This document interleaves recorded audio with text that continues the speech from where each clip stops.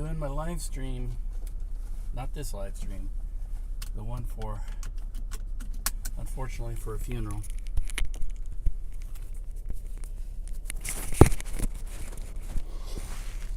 Put my mic on like a semi-professional.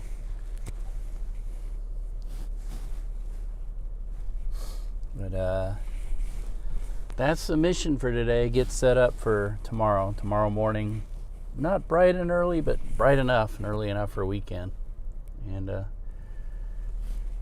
unfortunately, Father Eugene Harrison, we all know him as Father Gene, passed away.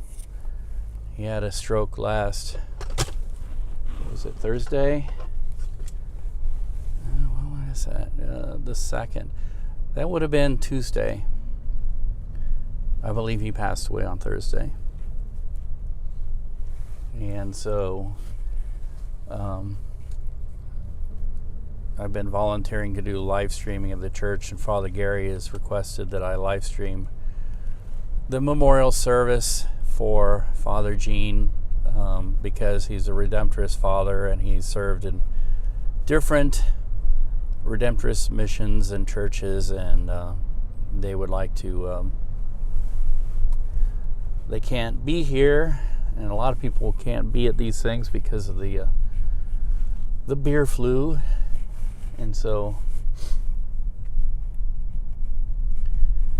that's my mission, and it's actually my honor to do it. I'm honored to do it. My honor. I'm honored to do it because a lot of reasons, but and do things that are helpful to other people. Where I'm at now, career-wise, honestly, I just feel like I'm the pickup guy for other people's messes. I just sort of like patch things and put things together, which every so often there's a little bit of a bone of creativity to it, but for the most part it's mostly kind of a mechanical process. And so I get to watch other people be creative, and while I do a lot of their grunt work for them, and so it feels good to just get out and do something. I mean, this is what we call an EFP, electronic field production shoot. Taking multiple cameras and sending them to a source via a switcher. And the sources are, I record it and I live stream it. So there's my broadcast outlet. And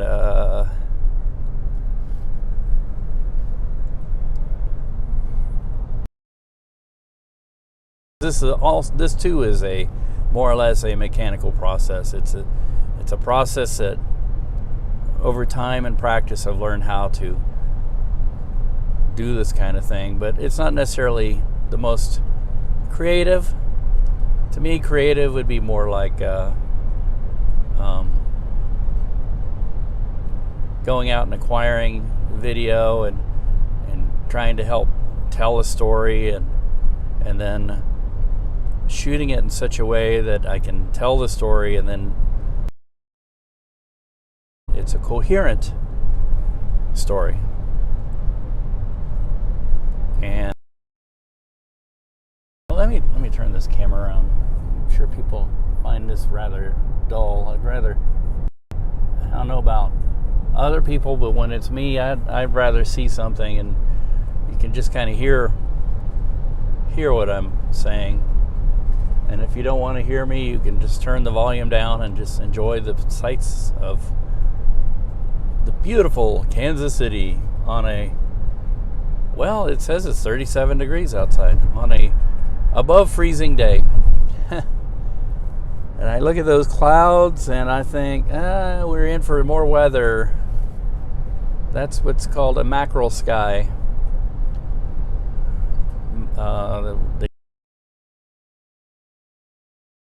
If if you see a mackerel sky, a storm is nigh.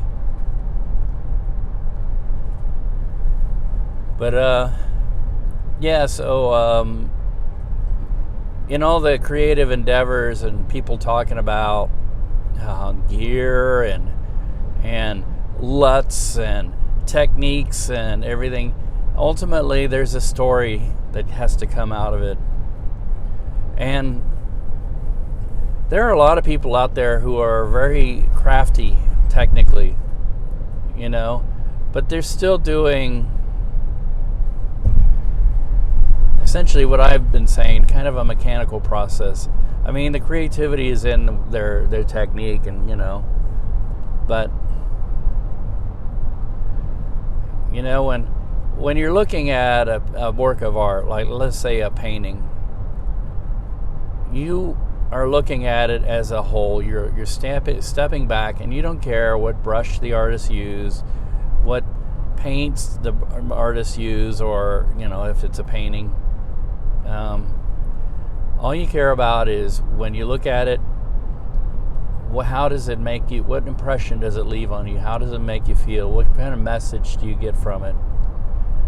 So there are a lot of people who are masters of the medium, and then there are a lot of people out there who use all these techniques, the medium and everything, but all they do all the time is just demonstrate their mastery, you know, and they're not really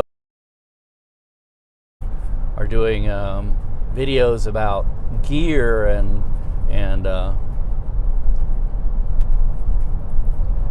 how, you know, this new, like the new Sony Alpha 1 camera, $6,500 camera is so great, it's gonna do to this and that and the other thing, and you're like,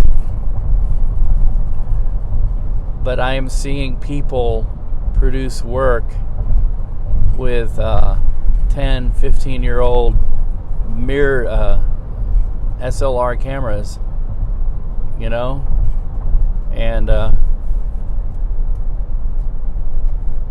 you know, I'm just seeing people put together a lot of something with nothing. You know, a friend of mine who passed away in 2015, it was really kind of a sad year for us when you look back on it. His name was Jose Santa Cruz, and he was a master photographer, a wonderful artist. He worked his whole life as a, well, except for the part when he was in the Army, as a photographer, and really mastered his art. And then he had accumulated a lot of gear and cameras that were rare, and it's funny too. He never worked in digital until the end. He always worked in film. Well,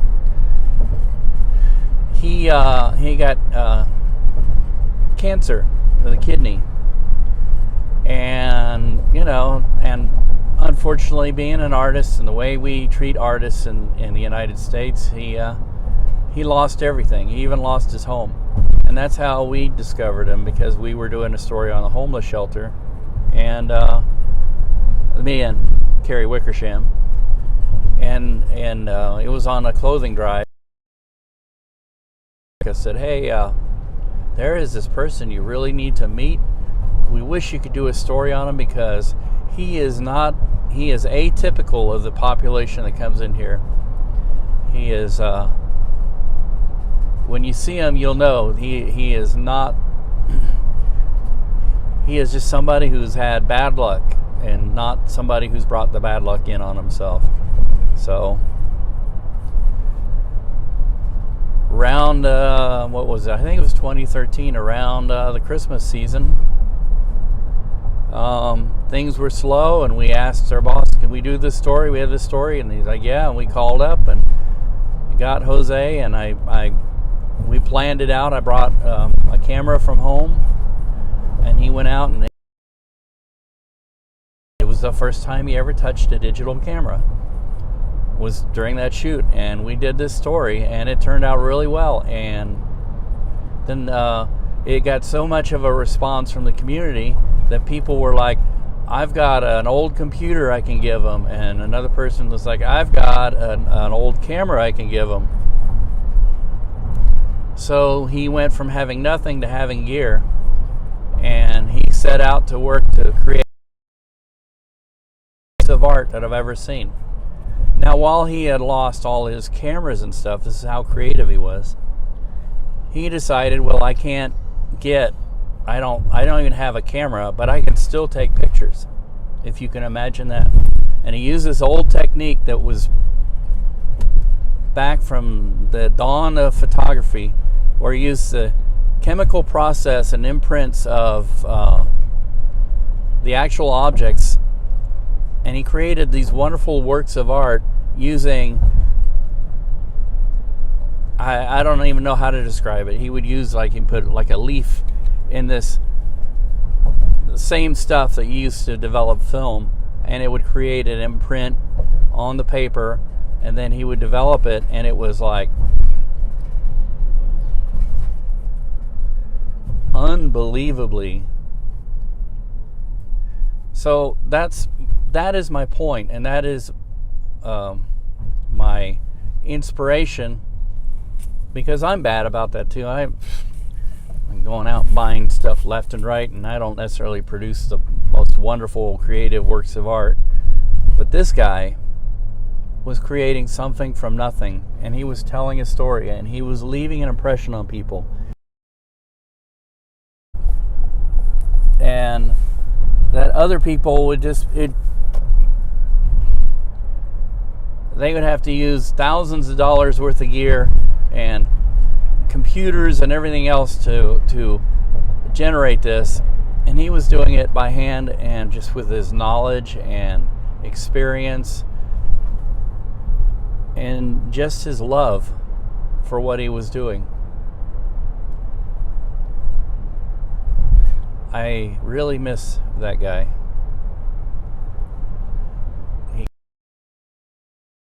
And I don't want to, today is kind of a day of sadness, and I don't want to go too much into, I just want to remember the things that were most positive, and I believe you can still look up Jose Santa Cruz's stuff online, and I have some of it on Svoboda, but not enough of a good example of, I mean, if you just look at some of the things, just remember that some of it was created without the use of equipment. And you'll be like, wow. You know, creativity in itself, sometimes creativity is just trying to figure out how. So I guess I can say, yes, I'm being creative today because I've had to, and I will have to, figure out how to accomplish this. I mean, time is always tight.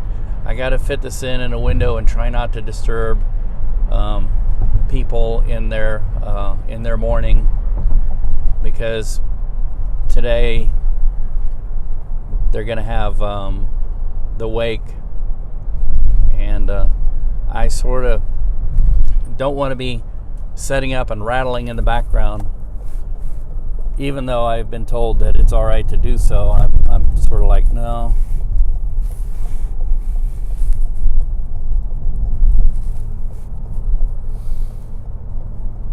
So I don't know how long it's going to take me to get all this stuff in.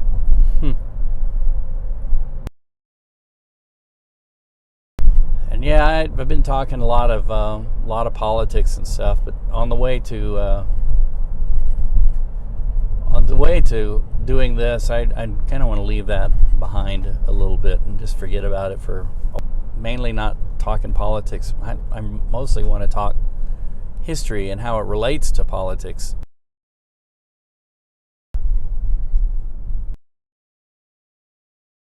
Want to say, yeah, you know, when I'm doing something like this, I just leave that in the background. And you know, Father Gene was I haven't seen what his stuff, but apparently he loved to play video games, and so he was sort of the in-house expert on routers and stuff, because he had to use routers to get it to work. The Wi-Fi in the church isn't so great, and so that's what he did in his spare time. And I never knew that he served in the Navy before he became a priest, and he became a priest very late in life.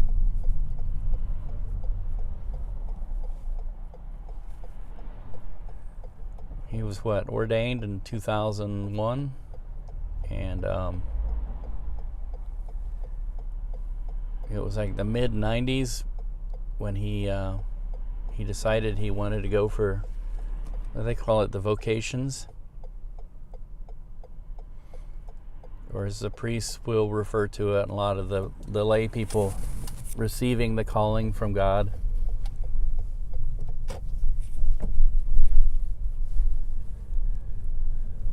And here it is, probably one of the most beautiful churches in Kansas City. There are a lot of beautiful churches here in this city, but this one is like centrally located, and everybody knows it. And